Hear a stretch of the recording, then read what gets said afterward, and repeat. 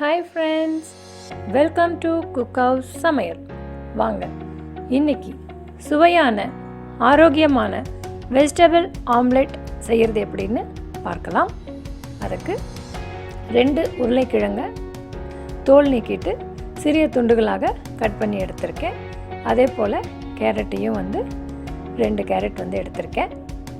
இதில் 1/2 கப் அளவிற்கு தண்ணீர் சேர்த்து விட்டு 1/2 டீஸ்பூன் அளவிற்கு உப்பையும் சேர்த்து விட்டு குக்கர் ஒரு விசிலுக்கு நம்ம குக் பண்ணி எடுத்துக்கலாம். ஒரு விசில் ஆனதும் அதை எடுத்துட்டு கடாய் வைத்து விட்டு 2 டேபிள் ஸ்பூன் அளவிற்கு எண்ணெய் சேர்த்து விடலாம். எண்ணெய் சூடானதும் ஒரு பெரிய வெங்காயத்தை சிறிய சிறிய துண்டுகளாக கட் பண்ணியிருக்கேன். அதை இதில் சேர்த்துடலாம். சேர்த்துட்டு 1 நிமிடம் போல் இதை நம்ம வறுத்துக்கலாம். இது பொன்னிறம் ஆக வேண்டியது இல்லை.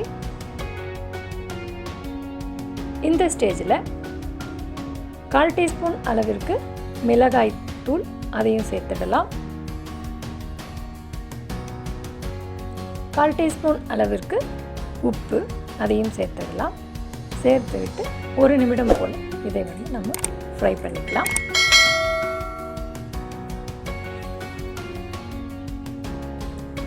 இந்த ஸ்டேஜில் நம்ம ஆல்ரெடி குக் பண்ணி வச்சுருந்தோம் இல்லைங்களா, உருளைக்கிழங்கும் கேரட்டும் அதை இதில் சேர்த்துடலாம். உருளைக்கிழங்கில் பார்த்திங்கன்னா நமக்கு நிறைய protein, vitamin C, vitamin B6, potassium அப்படின்னு சொல்லி நிறைய கிடைக்கிது. அது மட்டும் இல்லாமல் நம்மளோட பிளட் சுகர் லெவல் கண்ட்ரோல் பண்ணுறதுக்கு ஹெல்ப் பண்ணுது. கேரட்டில் பார்த்திங்கன்னா vitamin A, K, beta-carotene, calcium நிறைய கிடைக்கிது. இதனாலேயும் நமக்கு டயபெட்டிக் ரிஸ்க் கம்மியாக இருக்கும் அப்படின்னு சொல்கிறாங்க. போன் ரொம்ப நல்லது. எல்லாத்தையும் சேர்த்துட்டு 1 நிமிஷம் போல் நம்ம ஃப்ரை பண்ணிவிட்டு எடுத்து வச்சிடலாம். நான் இன்றைக்கி 5 முட்டைகள் எடுத்திருக்கேன். அது ஒரு மிக்சிங் பவுலுக்கு இது போல் உடச்சி எடுத்துக்கலாம். ஃபேட் நிறைய இருக்குது அப்படின்னு நினைக்கிறவங்க இந்த மஞ்சள் கருவை நீக்கிடலாம். சேர்த்துட்டு நல்லா பீட் பண்ணி எடுத்து வச்சுக்கலாம். இதில் 2 பச்சை மிளகாய் துண்டுகளாக கட் பண்ணியிருக்கேன். அதை இதில் சேர்த்துடலாம். 1/2 டீஸ்பூன் அளவிற்கு உப்பு, 1/2 டீஸ்பூன் அளவிற்கு மிளகுத்தூள் அதையும் இதில் சேர்த்துடலாம். இதுலேயே நறுக்கிய கொத்தமல்லி தலைகள் மற்றும் நறுக்கிய கருவேப்பிலையும் சேர்த்துருக்கேன். எல்லாத்தையும் சேர்த்துட்டு இதையும் ஒரு வாட்டி நல்லா கலந்து விட்டுடலாம். இதெல்லாம் நல்லா கலந்ததுக்கு பிறகு நம்ம ஆல்ரெடி கடாயில் வேக வச்சு எடுத்து வச்சுருக்கோம் இல்லைங்களா, அதையும் இதில் சேர்த்துடலாம்.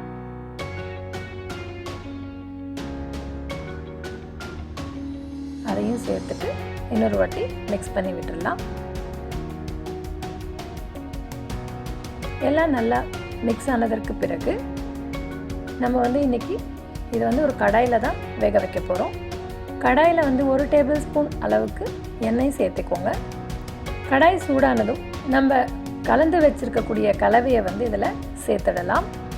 முட்டையில் பார்த்திங்கன்னா நிறைய protein, nutrition, vitamin D and vitamin E, B2, B12, B5, B6, calcium, zinc, phosphorus, selenium அப்படின்னு நிறைய சத்துக்கள் கிடைக்குது. இது மட்டும் இல்லாமல் நம்மளோட குட் கொலஸ்ட்ரால் இம்ப்ரூவ் பண்ணுறதுக்கு ரொம்ப ஹெல்ப் பண்ணுது. வெயிட் மேனேஜ்மெண்ட் பண்ணுறவங்க இதை ரெகுலராக எடுத்துக்கலாம். இது வெந்ததுக்கு பிறகு நம்ம இதை நார்மலாக திருப்ப முடியாது. அதனால் இது போல் ஒரு பிளேட்டை பயன்படுத்தி இதை நம்ம இது போல் திருப்பிடலாம். பாருங்கள், இது போல் வந்திருக்கிறத இன்னொரு பக்கமும் நம்ம வேக வைக்கணும். அதனால் இதையும் நம்ம ரிவர்ஸில் தான் போடுற மாதிரி இருக்கும். ஸோ மீண்டும் கடாய் வச்சுட்டு இது போல் உள்ளே சேர்த்துருங்க. உள்ளே சேர்த்தியதுக்கு பிறகு இதையும் மூடி போட்டு இதை வேக வச்சிடலாம். 2 பக்கமும் வெந்ததற்கு பிறகு இதை ஒரு பிளேட்டுக்கு நம்ம எடுத்துடலாம். அவ்வளோதான் ஃப்ரெண்ட்ஸ். இது ரொம்ப சுலபமான ஹெல்த்தியான ஒரு பிரேக்ஃபாஸ்ட்டுன்னு கூட சொல்லலாம். நம்ம காலையில் சாப்பிடும் பொழுது நமக்கு நிறைய நியூட்ரிஷன் கிடைக்கும். நம்ம ஒரு நாள் ஃபுல்லாக நல்லா எனர்ஜெட்டிக்காக இருக்க முடியும்.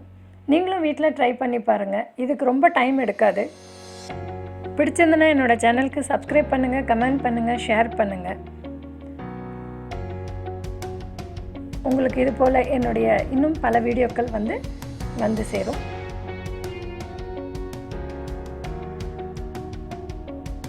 பாருங்கள் ஃப்ரெண்ட்ஸ், பார்க்குறதுக்கே எவ்வளோ சூப்பராக இருக்குது அப்படின்னு சொல்லிட்டு. Eat healthy, be healthy. Thanks for watching my channel.